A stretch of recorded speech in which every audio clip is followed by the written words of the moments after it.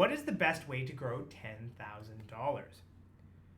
Assalamu alaikum. I have managed to save around $10,000 since the beginning of my working life. I am 23 years old, and I would love to know what I can do to grow my money in a halal way. I have no debts or loans to pay off. I have it all currently stored in my tax-free savings account that accumulates some interest, but I want to get out of that. Any advice would be awesome. I don't really have any end goal here. I just want to grow my money. I'm at the point right now where I don't have any immediate financial goals besides making my money grow. I have also not invested properly before. The only thing I've dipped my toes into was this tax-free saving account. Any advice would be helpful. Jazakallah khair. Assalamu alaikum. Assalamu alaikum, brother. Thank you so much for your question. And first of all, mashallah, it's good that you're asking these questions. Like I've said in previous videos, right? We want to avoid interest as much as possible. We are Muslims. So the tax-free saving account that you have at your bank that's earning you interest, you definitely want to stop doing that because interest is not allowed within our faith. But having your money in a tax-free savings account is a great strategy to get started, right? What we can do and what you should do is look at opening up a tax-free saving account where you can get halal investment options.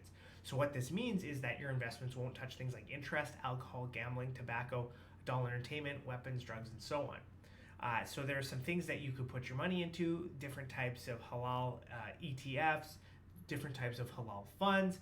And when you put your money in there, of course, it can earn you some growth, right? On average, we see anywhere 6, 8, 10% a year are not out of the question with some of these halal investment options.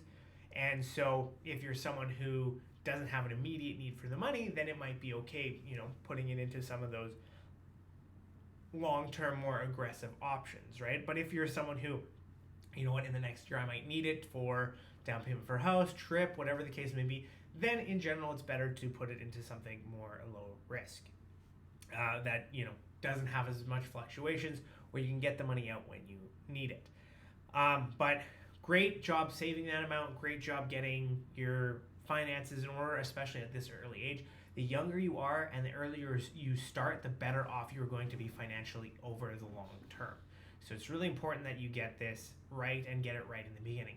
The other thing I would suggest is that if you're working, which, at 23, if you're not in school, a lot of people have jobs, right? Try to make it a habit of putting money aside regularly, right? Looks like you're doing that to some extent because you managed to save $10,000. But even if it's a small amount, $50 a month, $100 a month, doesn't seem like a lot, doesn't seem like it's going to make a huge impact, right?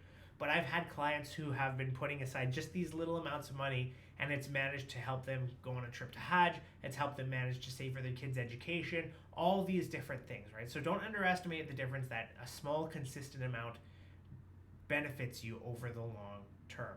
I hope this answers your question. Jazakallah khair. Salam alaikum.